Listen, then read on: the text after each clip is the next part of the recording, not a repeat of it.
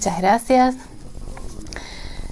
Había estado pensando en un tema, quizás un poco para debatir, porque es algo que últimamente había estado observando en las redes sociales, un asunto sobre las mujeres y nuestro rol en la sociedad.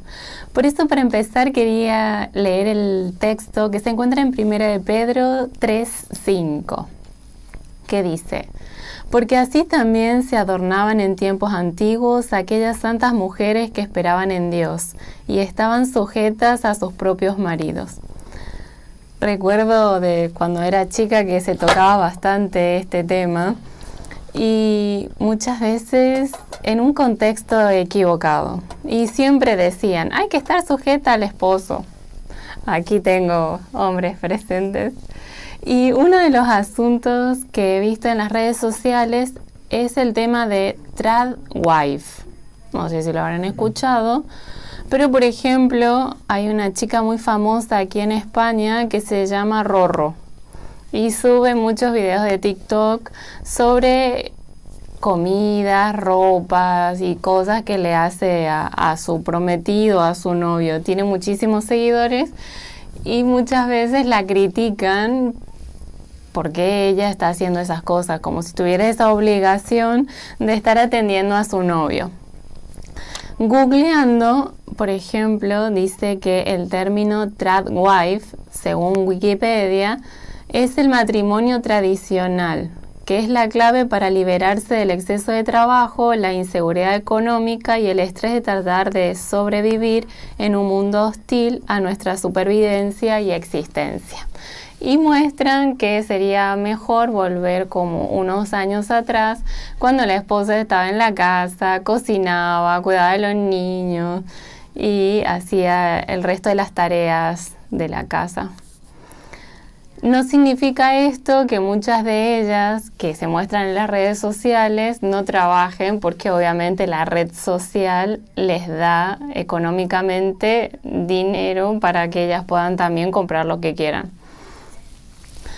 Si seguimos buscando en internet, por ejemplo, en la página de Euronews, dice que estas mujeres abogan por el retorno a las normas tradicionales de género mediante la sumisión a sus maridos y el fomento a las tareas domésticas. Recuerdo hace poco salir a pasear con mi perra y uno de los vecinos me decía, ¿y vos no conocés a una chica que quiera ser trad wife? Y bueno, yo hablando con él le decía que era probable que pudiera conseguir a una chica así en un ambiente religioso. Después, por ejemplo, muchas mujeres que aparecen en las redes sociales hablando sobre el asunto, dice que ellas se habían cansado del feminismo, como que les habían mentido, toda esta nueva onda que hay actualmente. Y esta chica, por ejemplo, Petit, dice, mis supuestas elecciones modernas y empoderadas, entre comillas, habían destruido mi autoestima y que ahora se sentía mucho mejor pudiendo hacer, como decir, lo que es su genética o lo que ellas estaban destinadas a trabajar más en la casa. Y esto me hace acordar un poco el texto que se encuentra en Efesios 5, porque creo que sería bueno mantener un equilibrio en este asunto. Y creo que el equilibrio nos lo da la palabra de Dios. Si leemos entonces en Efesios capítulo 5, desde el versículo 21, nos dice, someteos unos a otros en el temor de Dios. Y una de las cosas que a mí siempre me llama la atención es que dice en el temor de Dios, no someterse porque sí, sino primero está Dios. Y el versículo 22 menciona, las casadas estén sujetas a sus propios maridos. Y uno si lo corta ahí al texto sería como de una esposa no tener voluntad propia. No, porque el texto sigue diciendo, como al Señor. Porque el marido es cabeza de la mujer, así como Cristo es cabeza de la iglesia, la cual es su cuerpo y Él es su Salvador. Así que, Como la iglesia está sujeta a Cristo, así también las casadas lo estén a sus maridos en todo.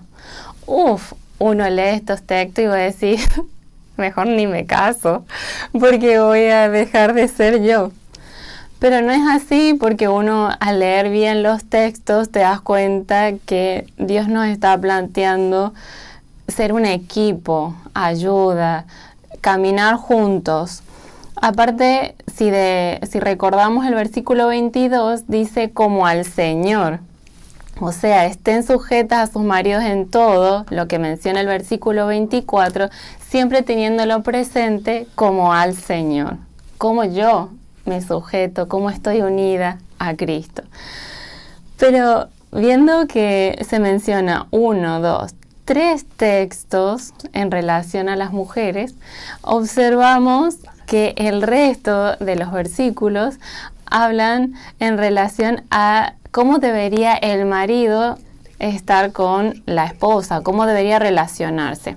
Dice el 25, maridos, amad a vuestras mujeres, así como Cristo amó a la iglesia y se entregó a sí mismo por ella, para santificarla, habiéndola purificado en el lavamiento del agua por la palabra, a fin de presentársela a sí mismo una iglesia gloriosa, que no tuviese mancha, ni arruga, ni cosa semejante, sino que fuese santa y sin mancha.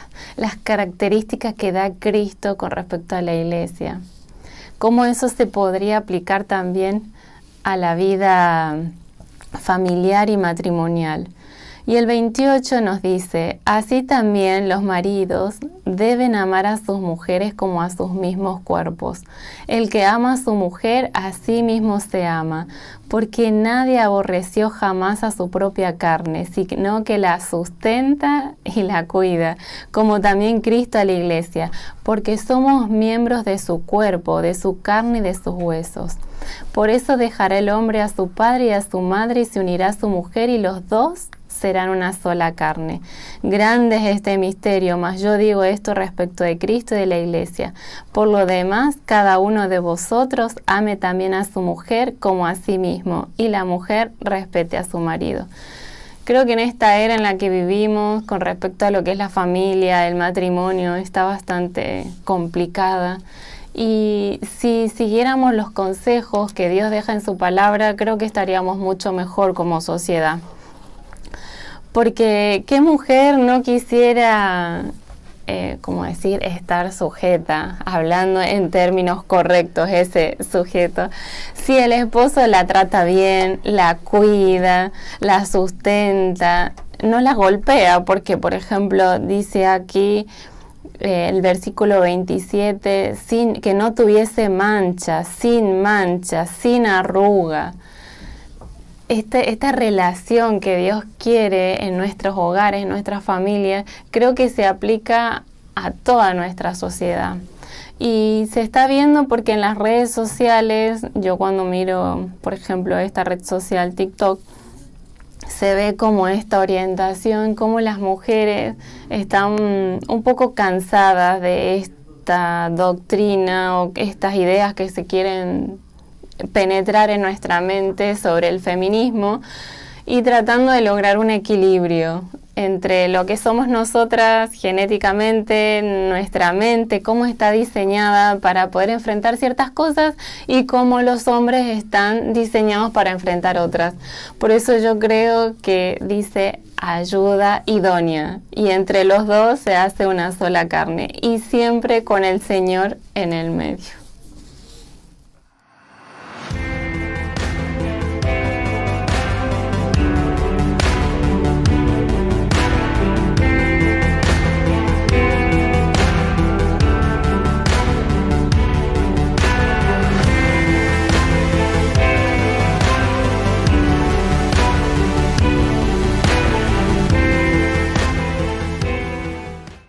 Menudo melón has abierto.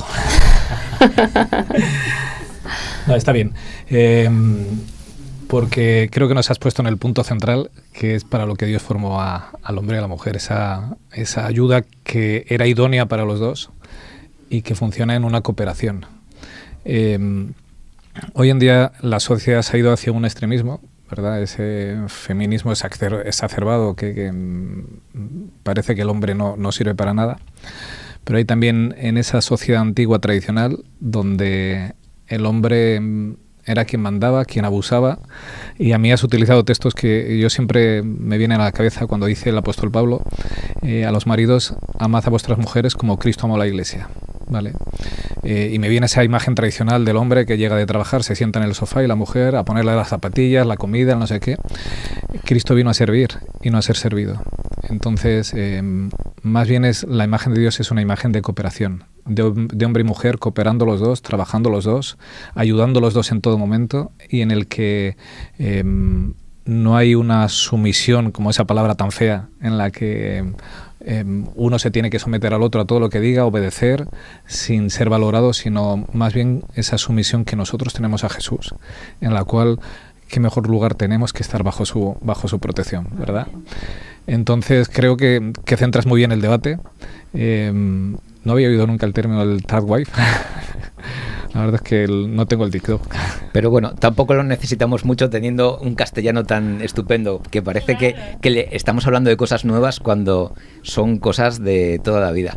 Yo me vais a permitir que, ya que he tomado la delantera y estamos hablando de palabras también, yo creo que estamos viviendo en una sociedad que hemos vaciado completamente el significado de las palabras. Las palabras son huecas. La palabra sumisión que dice la Biblia, con otro tipo de sumisiones, no tienen mucho que ver. Nada. Son gente que renuncian a sí mismo por un proyecto común. Pues tú cuando tienes una familia y tienes hijos, por ejemplo, está claro que tu vida va a cambiar y que tus prioridades van a cambiar. ¿Quiere decir que eso te anula a ti? No, quiere decir que estás viviendo en otro plano diferente y que tu vida ya no se centra solamente en tus intereses, lo que necesitas, lo que quieres, sino que es un poco más amplio. En este caso, tienes que mirar lo que necesitan, los intereses del resto de componentes de la familia. Yo creo que esa sumisión va por ahí, va el de centrarnos menos en nosotros mismos y más en los demás. Y esto que podemos aplicar en el matrimonio, que podemos aplicar en la familia, también lo podemos aplicar en la sociedad. Muchas veces hacemos acopio de bienes, hacemos planes, hacemos no sé cuántas cosas, cuando estamos llamados a vivir no para nosotros o por nosotros, sino por los demás. Yo creo que el tema que hoy trajo Melina no se puede ventilar en 10 minutos. Hay muchos matices, hay mucha polémica, y yo creo que es uno de los temas que nosotros como cristianos deberíamos de opinar. Deberíamos tener una opinión, porque yo creo que el término third wife y todo lo que trae detrás tampoco me gusta, te voy a decir. Volvemos a la familia tradicional, ¿cuál? Claro. ¿A cuál? A la que el hombre es el jefe de todo y el resto son sus vasallos. Yo creo que eso tampoco queremos ir, ¿no? Esa no es la que plantea Dios. Yo creo que el término de familia que nos presenta tanto Pedro como Pablo, una en la epístola de Pedro y otra en Efesios, tiene mucho que hablar, porque sí que es una renuncia, pero es una renuncia gustosa. Mi hija, que está estudiando ciencias de la actividad física y el deporte, cuando entrena y cuando luego pues hace el calentamiento ya no el calentamiento, sino la vuelta a la calma, tiene un término cuando hace ciertos ejercicios que es el doligusto. El doligusto es aquellas cosas que parece que no te son muy cómodas, pero que notas que te están haciendo bien. Pues muchas veces el renunciar a nosotros es un doli. Pero cuando ves que otra persona está favorecida, ¿no es un gusto? Y posiblemente nosotros que somos egoístas, nosotros que estamos pues muy centrados en nosotros mismos, lo de compartir, lo de poner los sentimientos de la otra persona en primer lugar antes que los míos, las necesidades de la otra persona, pueda en esta sociedad parecer que es doli y no le encontramos el gusto. Cuando si es recíproco, es decir, los dos miramos por la otra persona, es decir, la otra persona también mira por mí, la otra persona también se preocupa por mí, el proyecto está llamado al éxito seguramente. Y ya no me centro más porque veo que Esther tiene muchas ganas de hablar. Empiezo con un texto bíblico, ¿sí? Gálatas 3:28. ¿Qué dice? Por si alguien tenía dudas. Ya no hay judío ni griego, ¿no? Ya no hay esclavo ni libre, y la tercera parte se suele olvidar. Ya no hay varón ni mujer. Dice el texto, porque todos sois uno, todos vosotros sois uno, en Cristo Jesús. A mí me falta de verdad, y te agradezco, Melina, que saques el tema. Me falta mujeres cristianas hablando de esto, sin que me parezca la versión más cutre de las trad wives. Y me explico. Yo preferiría que muchas mujeres cristianas no hablen de este tema si van a decir las barbaridades que estoy leyendo en redes sociales y que estoy leyendo por ahí, y que escuchen nuestras iglesias. Mejor no digáis nada, no debe ser que todavía lo empeoremos un poco más. En el mundo en el que yo vivo, no sé dónde viven ellas, pero en el mundo en el que yo vivo, la discusión acerca de los hombres y de las mujeres debería salir de la cocina, que es de lo que van las trad wives, ¿no? De pintarse los labios, de ponerse un mandiloncito de cuadritos y de cocinar deliciosas tartas de manzana para un señor encantador que va a volver dentro de un rato a casa.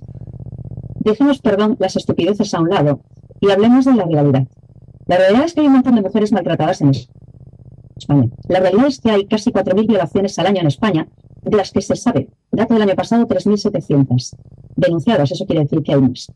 Obvio, los datos de violencia intrafamiliar ejercida específicamente sobre las mujeres porque sois mujeres, porque son mujeres.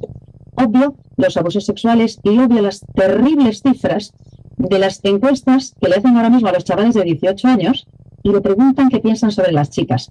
Pero es peor todavía lo que piensan ellas mismas de lo que está ocurriendo. En ese mundo, dejemos ya la cocina y dejemos ya las tartas de manzana, porque habrá que hablar de la realidad.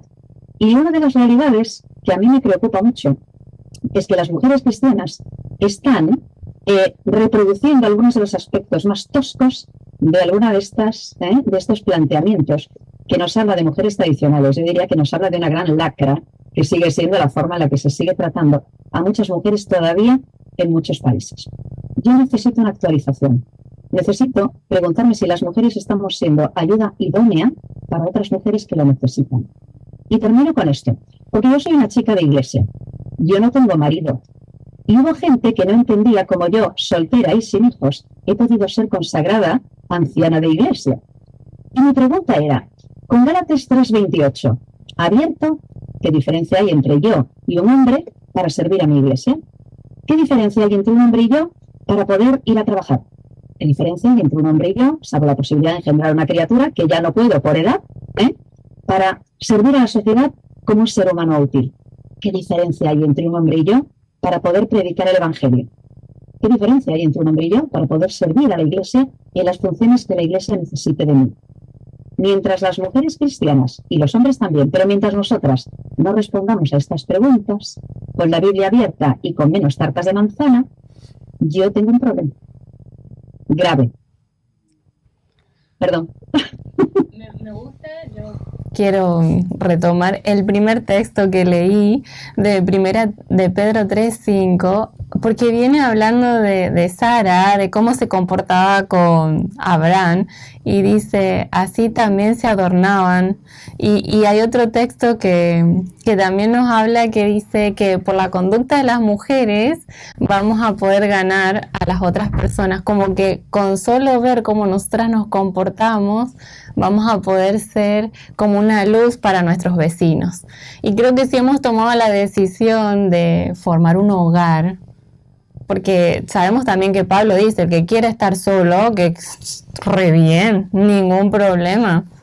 Mejor, se ahorra de muchas cosas el que quiera estar solo. Pero aquellos que hemos tomado la decisión de formar un hogar, sería bueno poder guiarnos con lo que dice la palabra de Dios, el espíritu de profecía, para poder ser también una luz y poder llegarle a aquellas personas, a nuestros vecinos que también han formado un hogar y que muchas veces no se sabe cómo conviene seguir porque no conocen la palabra del Señor. Es que yo creo que la clave de esta historia está ahí en el hogar. Es evidente que hombre y mujer son iguales para Dios y el desempeño en la Iglesia es absolutamente el mismo. Si pensamos que Satanás no iba a meter la mano en el hogar, es que somos muy ingenuos. La ha metido siempre. Creó hogares disfuncionales, en donde era un patriarcado en el que los hombres abusaban de su posición de dominio, y ahora crea hogares disfuncionales en el cual hay una guerra entre los dos miembros de la familia. Yo creo que hay que volver con serenidad a la Biblia. Hay que abrir la Biblia y encontrar lo que Dios nos pide. Y vuelvo a esa idea, o sea, cuando dice a las mujeres someteros, ¿vale? En principio no es que el marido la someta.